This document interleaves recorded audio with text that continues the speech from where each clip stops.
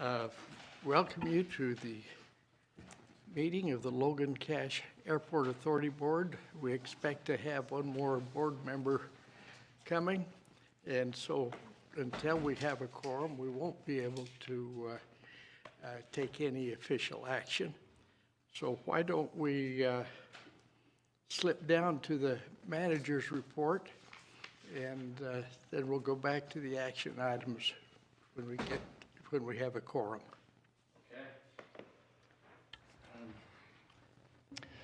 Well, most of the things I had planned to talk about, I guess, were kind of action items. So if we're kind of pausing on that for a minute, we'll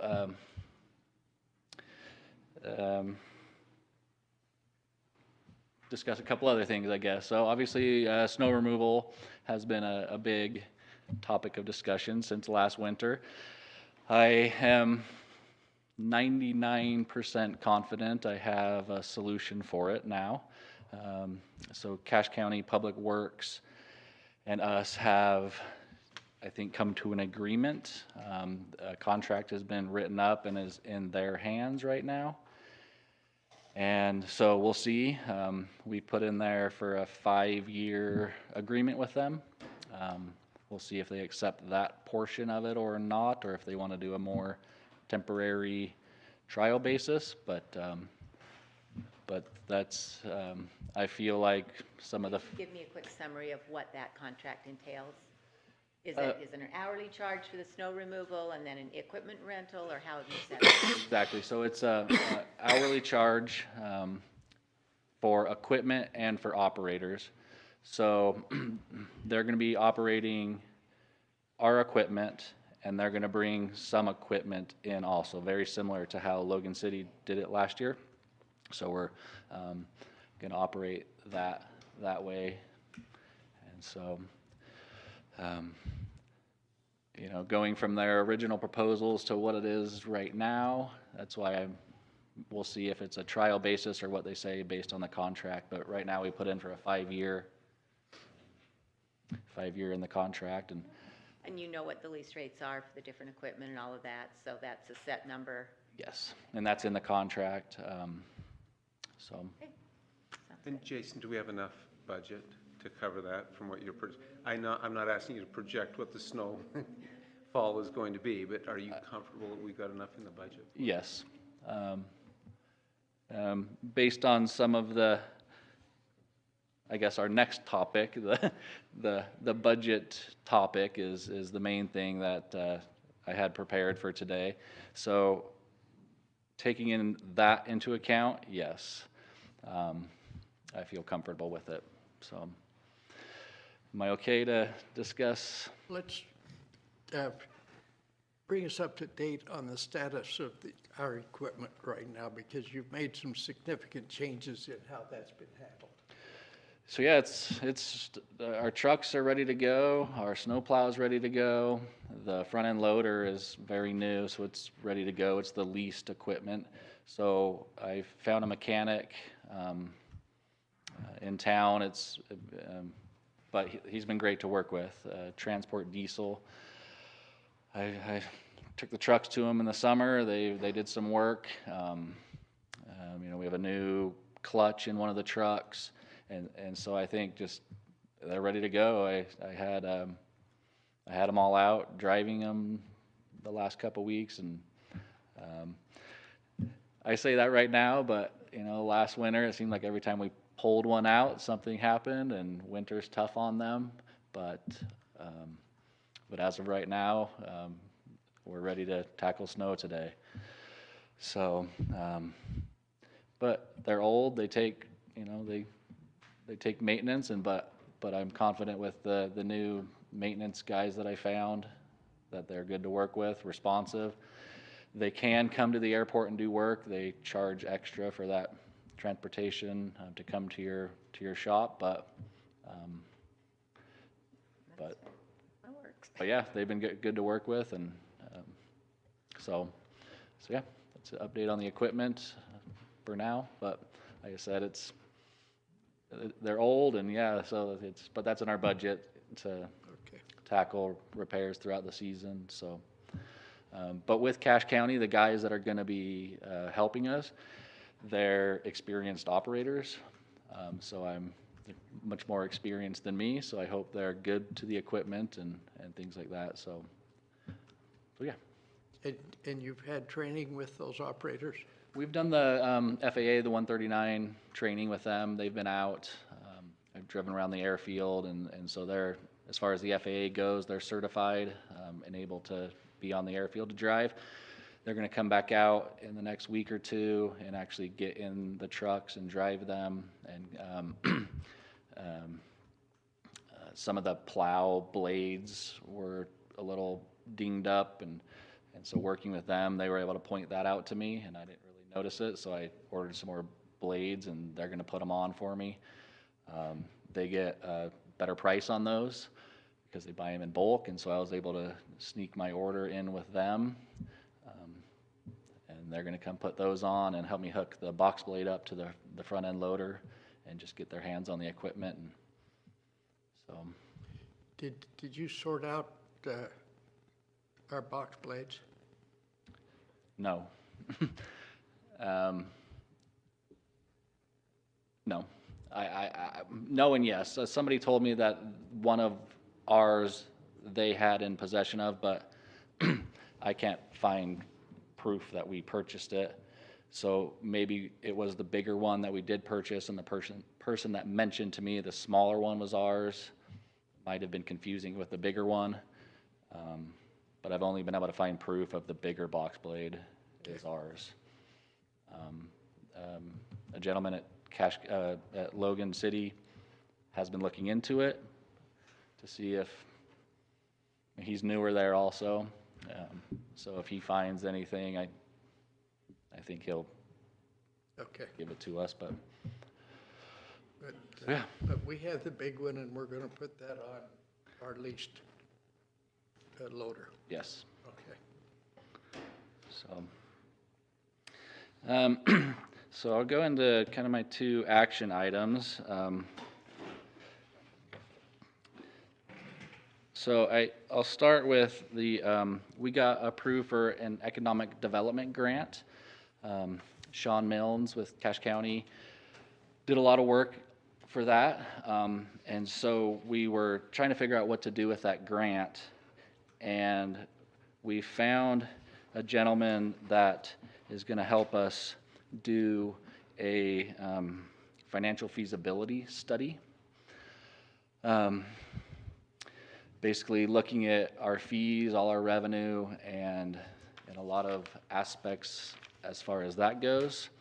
The grant will cover the whole project for his cost to come out and basically examine a lot of things, how we're set up, and just fees that we charge and way we go about a lot of things. He wrote an article in AOPA magazine. It's an Airport Pilots Association magazine.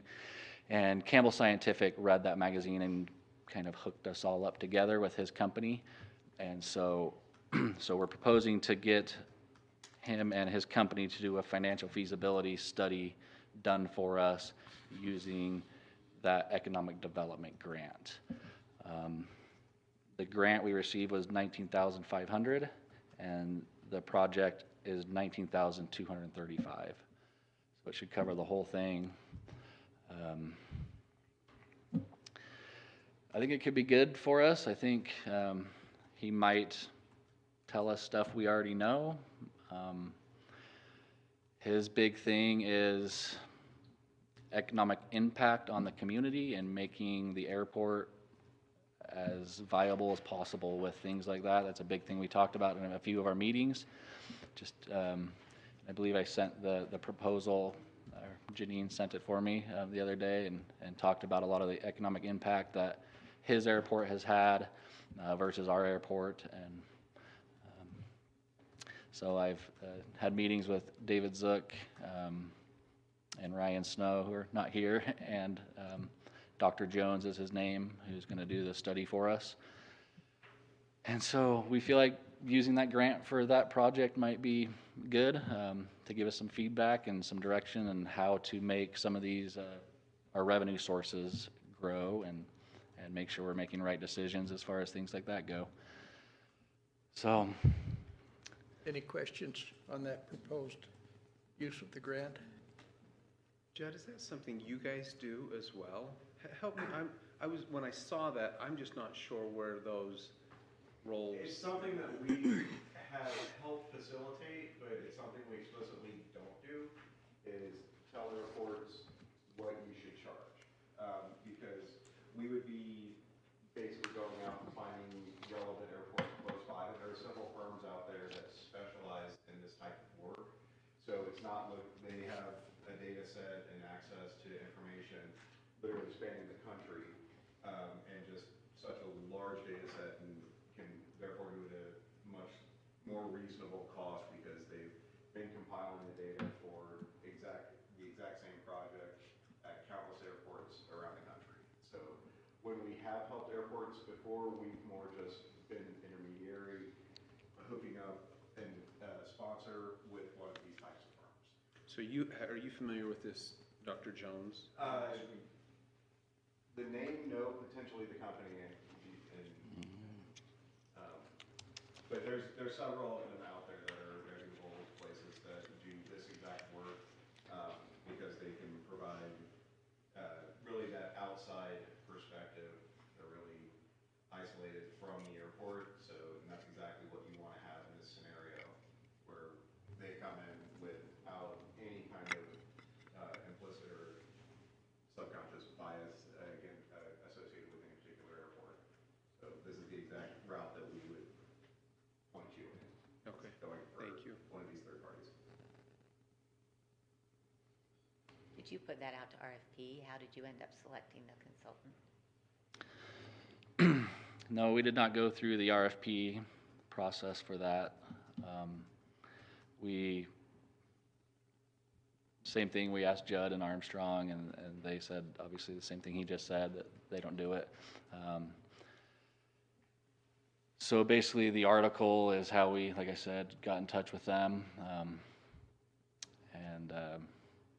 We haven't found a lot of, Have you talked to any other companies for comparison, or not really? Is this kind of, no, we've been working on it for a while. We thought about reaching out to banks. Cache County did an internal audit 6 months or so ago. We thought about reaching out to the gal that did that for us, but that's really kind of a different animal, I think. exactly. So when we found this company, it just seemed like this was their niche, and so we haven't had a lot of luck finding other companies that do this exact thing. And so when we heard about these guys, it just seemed like this is what they specialize in. His piece, I think, if I understood it correctly, will not only include an evaluation of our fees, but also look at developing an outreach program to actually make sure that the airport is being viewed in the best light with the community. And so it'll be more than just a financial review, but also look at operationally and how we fit within the community. I mean, it's not a huge amount compared to what, you pay for a master plan or, something like that. But I just was curious if you'd interviewed other people, and again, maybe for that price point, you don't I feel If I may, interview 5 firms. we did help facilitate this, a fees and rates study for another airport in Utah this past year, and that number is probably within 10% of what the sponsor's paying. That's helpful.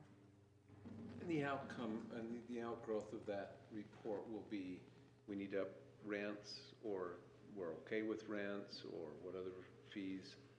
exactly. So all our fees, all our revenue sources, I feel like, if you read his proposal,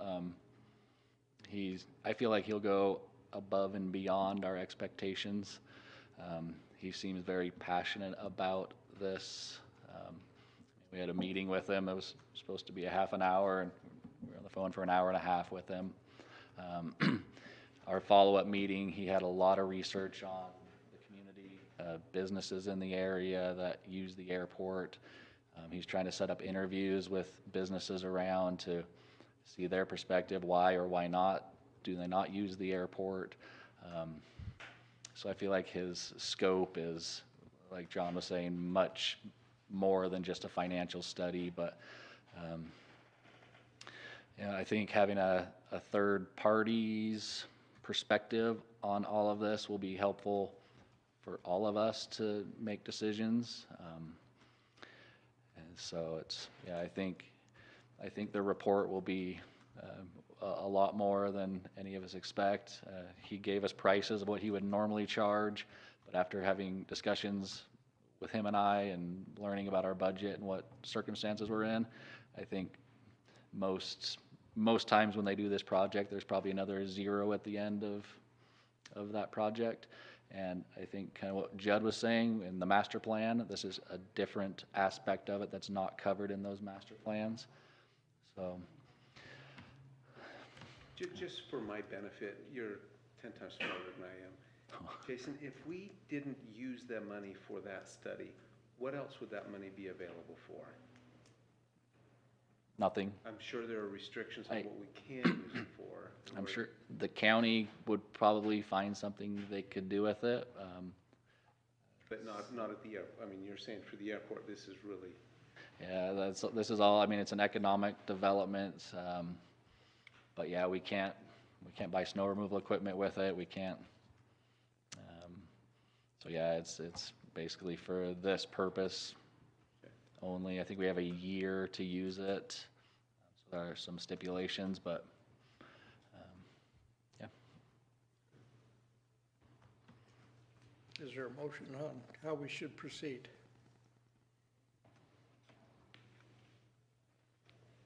I mean, again, your comment about they may tell us a lot of what we know, but again, given that there really aren't other uses, we may learn something. I mean, does it seem like a wise thing to go ahead with? I agree with that. Based on our financial challenges that we've got out there, it's a good thing to hit the pause for a second, see where we are with our fees, make sure we're okay, and then look for other revenue sources beyond that if we want to. Makes sense. So with that, I would move approval of moving ahead with the contract for the study you've outlined. I'll second. It's been moved and seconded that we move ahead with the economic development grant for this financial feasibility study with Dr. Jones. All in favor, say aye. Aye. We'll Okay. give him the go-ahead. Is there a motion to approve the minutes from our previous meeting? I was not at that meeting. Again, I read through it. Wasn't either. Again, I wasn't here, so I don't have any changes, obviously. Yeah, I can make a motion to approve them. Okay. I'll second based on Brett's Right. approval that they're accurate. It's been moved and seconded that we approve the minutes as provided. All in favor, say aye. Aye. Back to you, Jason. Okay, thank you. Okay, one other thing to discuss. So our budget is due to the county, and so we've been working very hard on preparing our budget for next year. So that's what you have in front of you is our proposed budget. So obviously some of our challenges that we've been discussing throughout the year, especially this summer, and is snow removal, equipment, personnel, and things like that. And so we obviously had the contract with Logan City to help us plow, and now we're asking Cache County to take over some of those responsibilities, which I went into a little bit earlier. I'm very excited about. We did reach out to a lot of companies, a lot of construction companies. I was at UAOA a few weeks back. There were some companies there that do airport landscape and snow plowing. The bids, most construction companies just said no. We won't deal with your FAA restrictions. And prices that I did get back were way out of our budget. So we did try and reach out to a lot of places as far as that goes. So that's a big reason I'm happy with Cache County in this deal that I'm working on. Obviously other things, our FAA grants for equipment are coming in the next couple years. And some of the timelines that I've been given of how long it takes to get equipment once you actually order it is years, year and a half. Some of the equipment is so far out right now. So we're looking at time for equipment and things like that. So that's why I hope this 5-year contract comes in. And then, so basically, as far as our budget goes, so I'm looking for approval for these numbers. But I don't need to say of how prices have skyrocketed throughout the world lately on just about everything. But so obviously some of the big things are equipment maintenance and supplies, our building and grounds upkeep, snow removal, and just things like fuel, insurance went up a lot. Training for our firefighters, I mean, just everything is doubled in price. And so, so I think what I'm looking for today is approval for the contribution from Cache County and Logan City. So we did some research on how long it's been at that 80,000 per party. It's been about 11 years. It's been at that 80,000 mark. We look back previous to that, and it was increasing about $3,000 a year. And for some reason, about 11 years ago, it stopped and has been stuck at that 80,000 mark ever since. Some people have recommended to me that I ask for double. We have gone down to asking for about 20,000 more, to ask for 100,000 from each party, and we feel like that's about as low as we should ask for to cover expenses of things.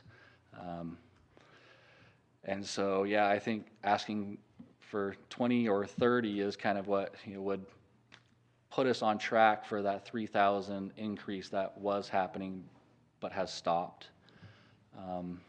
And so I think with discussions with David Zook and John and Ryan Snow, we've thought that maybe presenting that 20,000 increase might be a good number.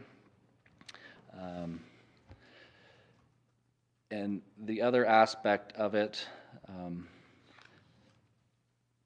is trying to put back in place that increase per year.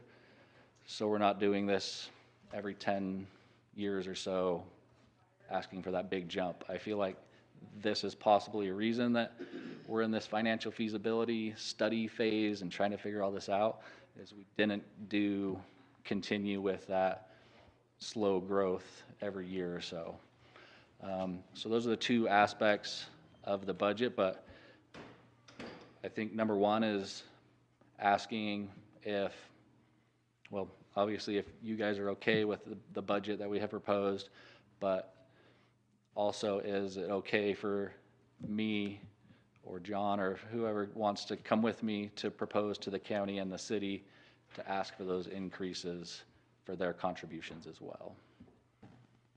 I'll have to have a discussion with my team, and obviously we're in a different fiscal year than you and the county are, so we don't have that money budgeted for this year. Our fiscal year goes July 1, so we can have a conversation. Again, it goes back to the concept of Logan citizens get taxed twice for this, because Logan citizens pay 40% of the county tax bill, and then Logan participates on top of that. And we've done that in the past, and we've also wondered if it's time to look at that. So I get that costs are going up. I don't disagree that we're facing, we're all facing the same thing on costs. So yep. again, and I'm wondering if that's one thing that this consultant in your economic development study might address is in terms of revenue sources. I mean, certainly fees and that are one. Again, at some point, does this airport go to a district, or does the county take it over? Because again, Logan is part of the county and we pay a portion of taxes. So if you look at it that way, Logan's kind of paying a disproportional, part of that split 80,000 from the city and county. And I'd love to be a part of those discussions. If you have a meeting or something, I'd be more than happy to attend and give my. What's the timeline on this study?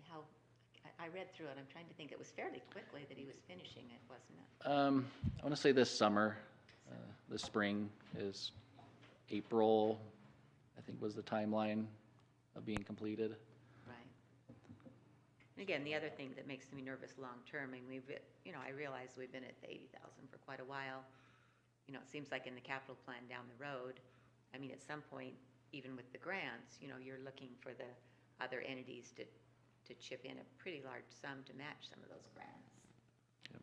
And, that we just don't really have a source identified for that. The county, we are right in the middle of trying to work through our budget. And we are fairly deeply in the red as to our sources. We elected not to increase taxes this year. And consequently, we are having to dip into our rainy day funds to cover the proposed budget that we have in place. So what we have asked each of the departments to do is to cut back their budget requests between 3 and 5%, so we can cover that deficit that we are looking at. And so it's I saw the 100,000 was put into the airport is in the county budget, and we are not considering reducing the airport portion. But so I think as far as the county is concerned, the 100,000 is going to be okay for this year. But the county is facing some severe financial challenges given the increase in costs of everything. As Mayor Daines pointed out, it's getting to be more and more expensive, and we may have to be looking for additional revenue sources to cover those higher costs, and that's a hard thing to have to face and take care of. One question I have is, can you explain to me a little bit the two largest items on the expenses are professional and technical and accounting and grant projects. Can you enlighten me a little bit as to what those two line items are? So it's a couple things. Engineering fees is part of it. So Armstrong and other engineering fees is a big portion of that. The other portion of it is what we pay the county for administration, so finance, legal, HR. So we pay Cache County, and so that's basically what that's divided up into, is those two things. And the grant projects? Yeah, so that's just all our grant projects. We're doing the sign replacement in a Our couple match weeks. to our matching portion. Yep. And so, but yeah, just all the grant projects we're doing. We're getting the electric vehicle. It's supposed to be coming soon, so we have the grant for that that's on the way. And so, yeah. 376 is a lot of that for like runways and more hard infrastructure. Exactly. That should have a lasting significance. If I understand it correctly, like on the engineering fees, we end up advancing those, but we get credit credited back as part of our match on each project. So when the consultants prepare the design for a new runway, we will pay them to prepare the design and prepare the submittals, but then within that grant, recognition is made of the costs that have already been expended, and we get credit back for those expenditures as part of our grant. So you're saying that that number will really be lower once we get reimbursed? When we get, the number will be reimbursed. And So is there a different way to there will be, show that in a budget? If you we've get- got the answer to your question. Sorry. My name is Brittany Kingston. I work in the finance office. I help Jason with his budget. So the 310 line, that 311 line, the professional technical accounting line, is where we put the master plan grant.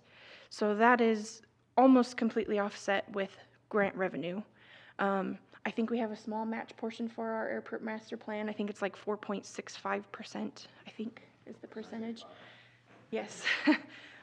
So a very small percent of that is our match. Most of that is offset by the master plan grant funding. And then the 739, the grant projects line, that also is where we put all of our construction projects for the airport. So that would be like our runways, our taxiways, repainting, the directional signs, the electric charging vehicle and the charging station. And most of those, if they have a small match portion, is that 4% match. The rest of it will be offset by our grant revenues in the budget. So if I understand what you're saying, are you saying on the revenue side, you're showing, you're grossing them up, if you will? Mm-hmm. You're showing the revenue or the reimbursement over in the grant side? Yes. And you're showing the full expense on the Yes. side? Yes. Gotcha. Thank you. Thank you.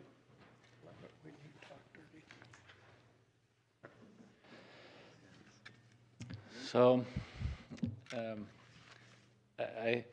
I'll go back to the 40 or the 20,000.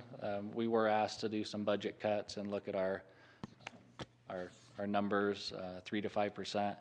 So I think that's a big reason we landed on the 20,000 as opposed to, I guess, recouping the last 10 years and asking for 30,000. So I feel like we did try to address that concern from Cache County, the request to cut that. And just, I think other reasons, we know everybody's position and where everybody's at and things. So we thought that 20,000 would be a reasonable request as opposed to asking for 80,000 more and working down or whatever it would be. So we went for that 20, and so that's our proposed budget for next year. And I hope I can work with the city and the county and see if we can't get those approved this year. Sounds like your work's cut out for you for Logan City, but no, you're gonna do fine. What's the appropriated fund balance? Is that dipping into reserves? And what do we have in that reserve? How much of the reserve are we depleting by doing that? Well, you're talking about overall for the whole, I want to say No, it's about just- 800,000, I think is what we There's about have in our 800. reserve. 8 or 9. It's really close. My question. Have it. City doesn't Give me a second.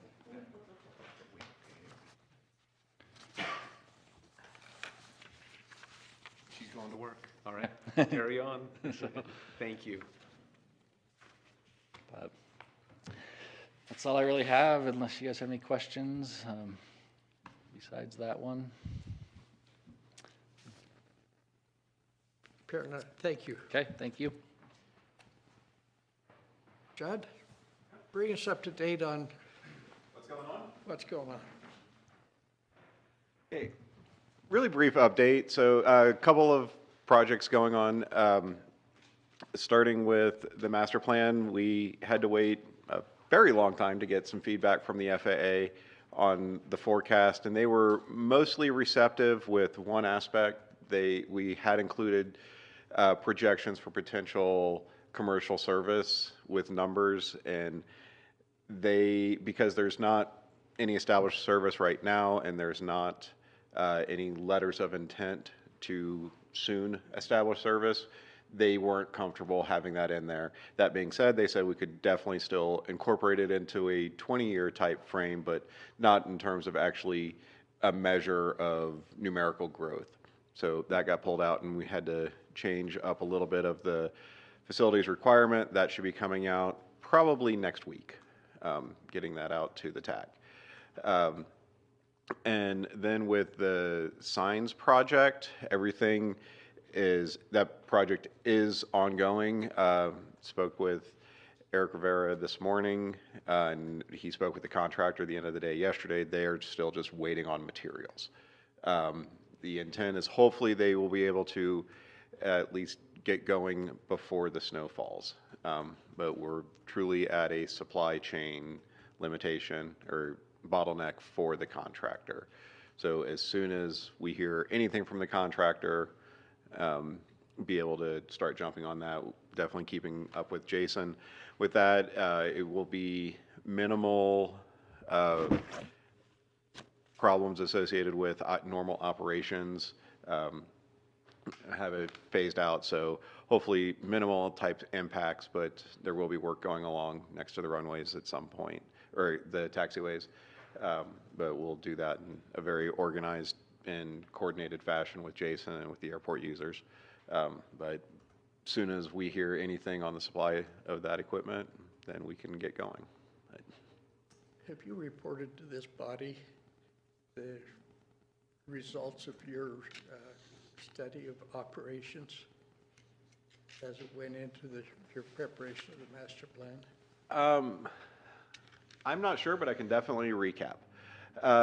So operations is one of the critical components for the development of an airport.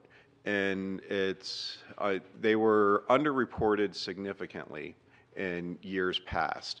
An operation is when a plane takes off or lands. So one takeoff, one landing, that equals 2 operations. And whether it's a fixed wing or a rotary craft. The operations for the airport had been listed at 40,500 operations a year. That was underreported.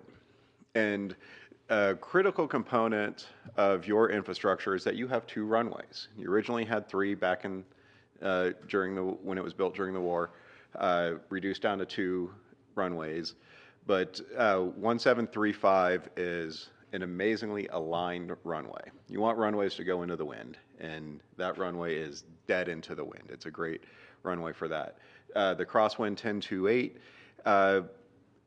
is utilized a lot, but in terms of the FAA, you have such a good runway in 1735 with the wind that the other runway doesn't qualify for funding because that one is too good. Now, if an airport gets too busy, it's possible to justify having a second runway. Now, if you only had 1735 and the forecast showed that you were to reach a certain threshold, you would actually justify funding for a second runway. But with 40,500 operations a year, you're nowhere near close to that.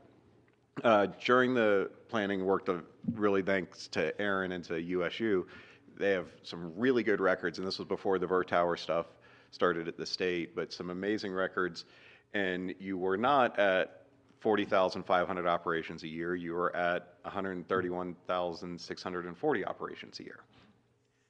Slight difference. And when you're looking at FAA forecast, you're projecting out 20 years, and that's the timeline of an airport master plan. So when the FAA considered starting at 40,000 and rising up, and it gets to, call it 60,000, with the numbers that they were going off of that were previously erroneously reported. That does nothing, and that says, okay, keep 1735, and if 1028 goes away, you can pay for it, or you could work with the state to keep it going, but otherwise, it's not eligible for anything.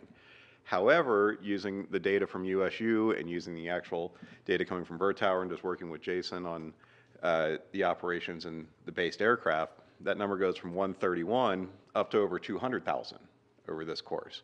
Well, that hits that magic threshold to where it justifies planning for a second runway.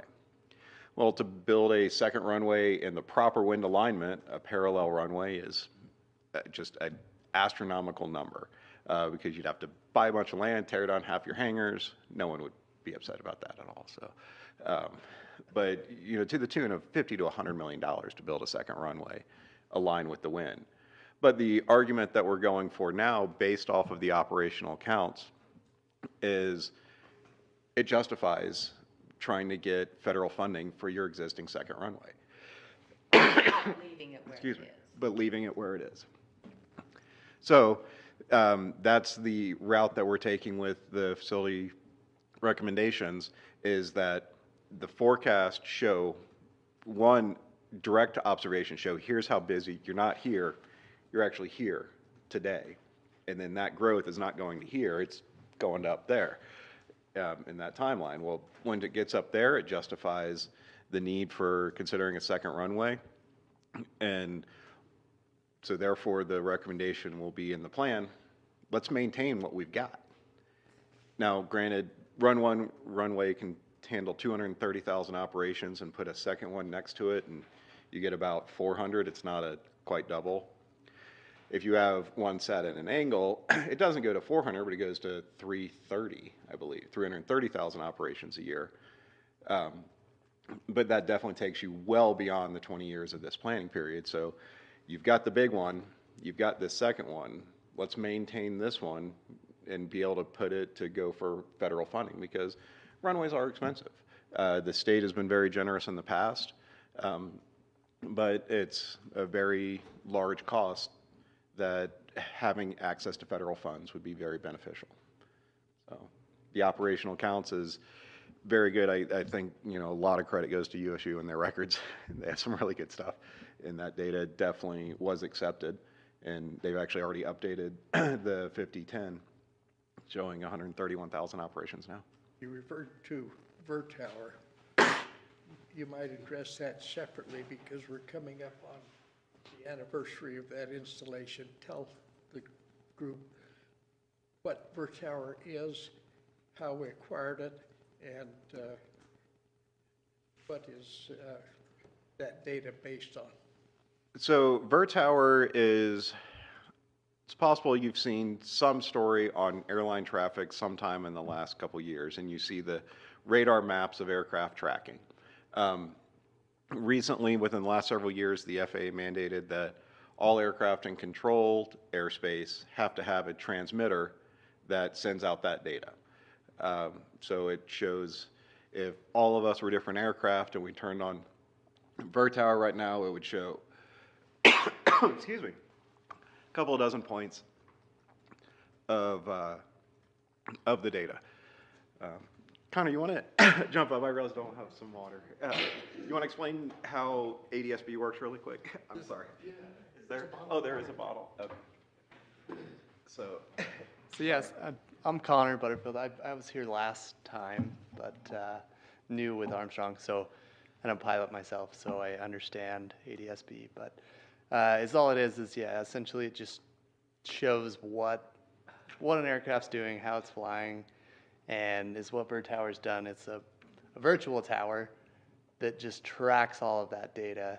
So now the airports have exact operational counts using the ADSB.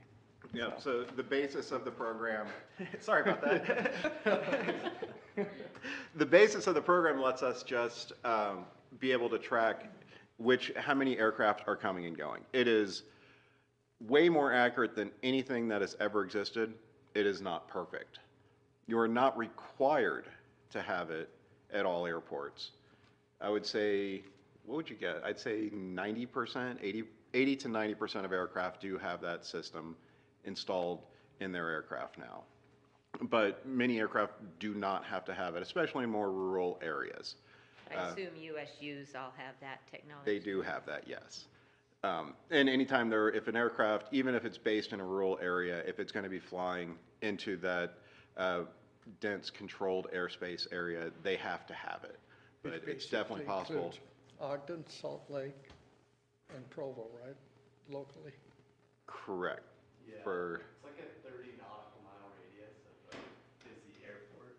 So, yeah, the whole Wasatch Front, if you're flying along there, you're gonna need ADS. like, if you're coming out of southeast Idaho, western Wyoming, it's very possible aircraft would not have it.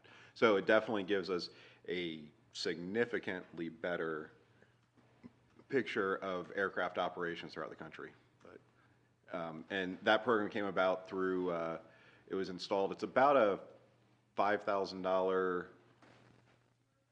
install plus several $1,000s a year cost to an airport.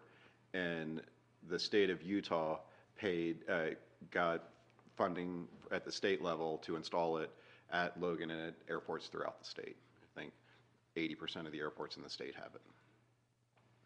Okay, questions of Judd or Connor? I just have some more questions for Jason. I'm not done with him yet. Are we Okay. done with him? We're done. Thank you. Thank you, Judd. Just two quick things, if you don't mind, Jason. Just, there are things that stick on my mind. Where are we with Union Pacific, and where are we with the tower? Union Pacific. Union Pacific, our contact with their property management division hasn't responded. I ping them once a month because originally they said, well, send us an agreement and we can start negotiating. This was back in February. And so we sent an agreement and we said, we're ready to negotiate. Let's move forward. Send us back your counter proposal. And they've gone totally dark. And so I don't know if Jason has received any communication. I reach out to, his name's Rick Harris. So if you ever come across him, ask him about it. But I just know the city's had some success in, have some breakthroughs, and I just wonder where we are.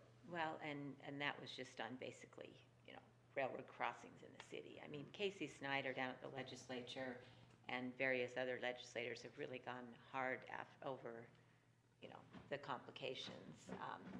Again, I mean, this is an issue that's not stopping, traffic or anything, but they're extremely hard to deal with. I mean, yes, they are. I mean, do we want to resolve it, or have we just been kind of paying the lower amount and sort of assuming that? What did we budget? It's not, I don't think we have it in our budget right now. We haven't Just kept a lower amount? even paid that. Oh, we probably ought to be paying We- the lower we- amount, don't you think?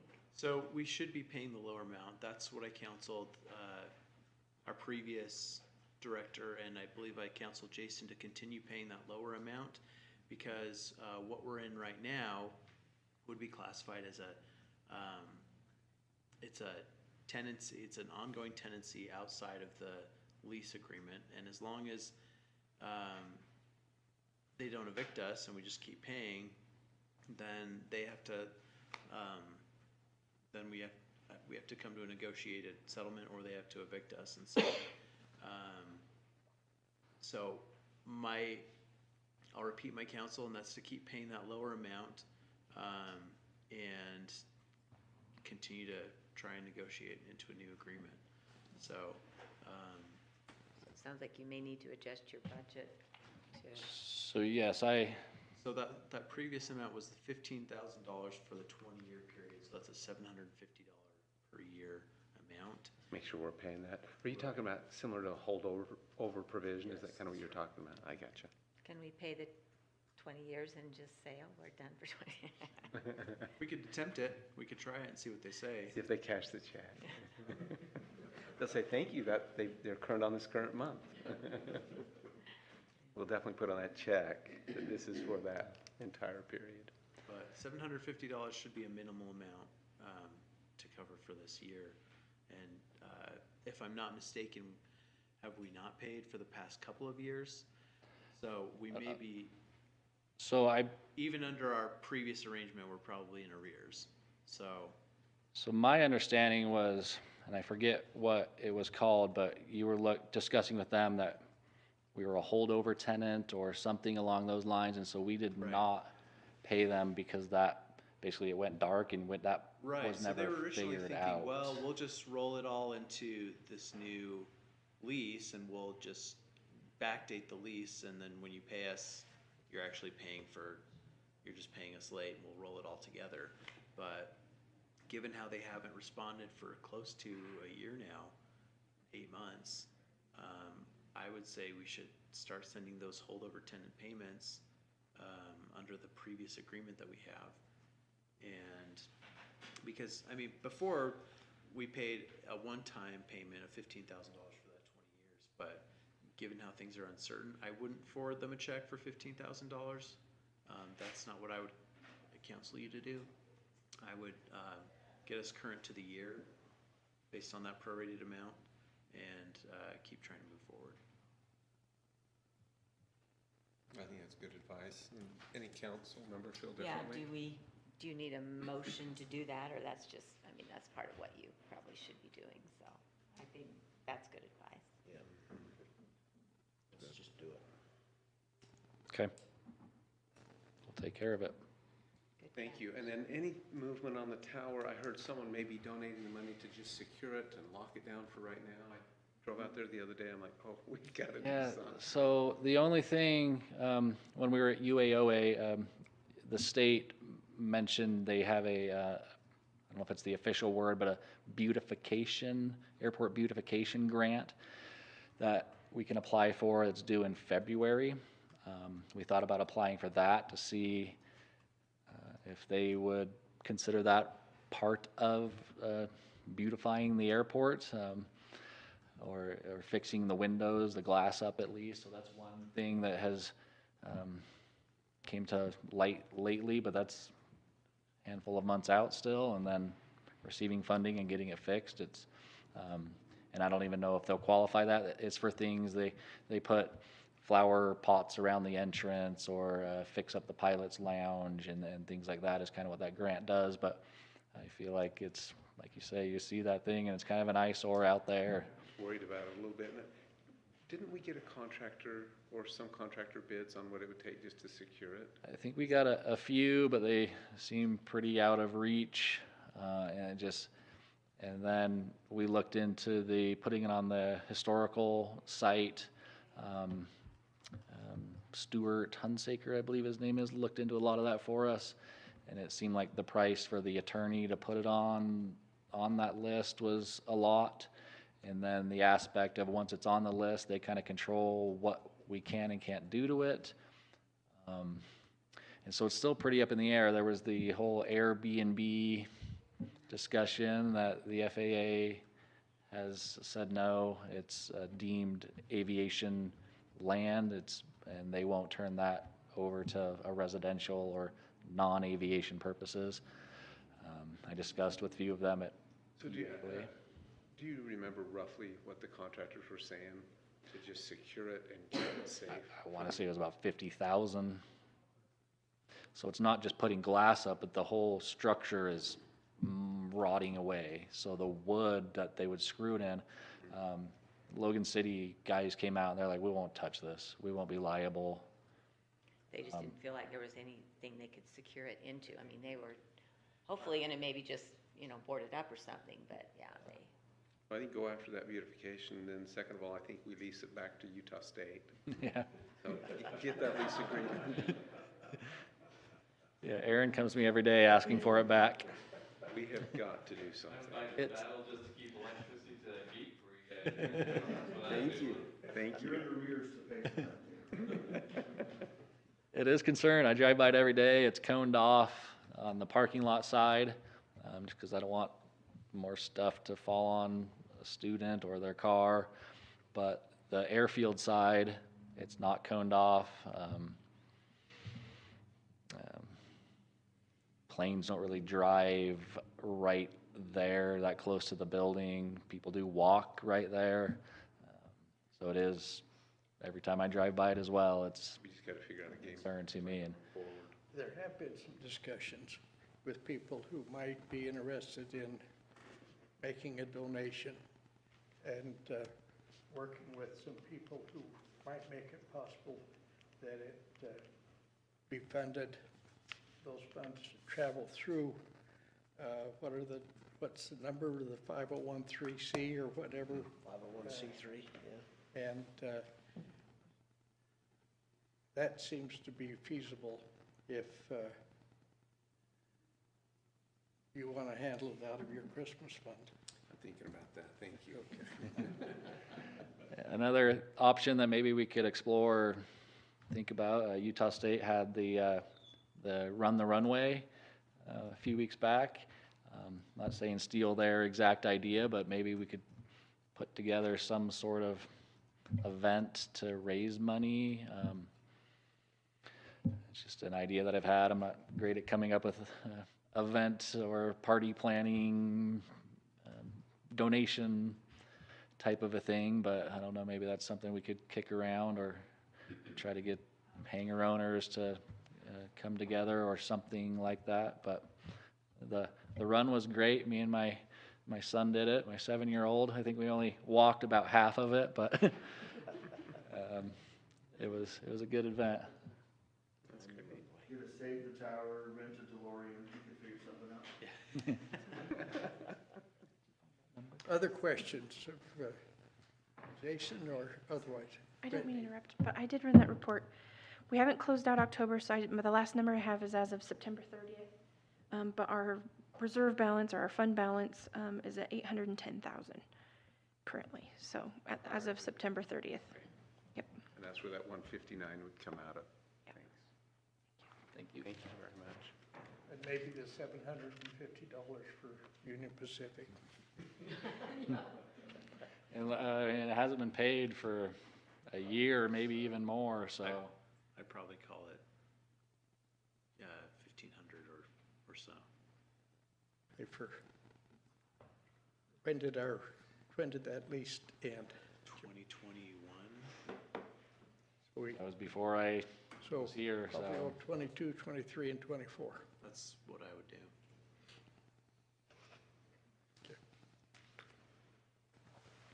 Okay, thank you. If there's nothing further, again, we appreciate your interest in the airport and your support of what we're trying to do there. We stand adjourned.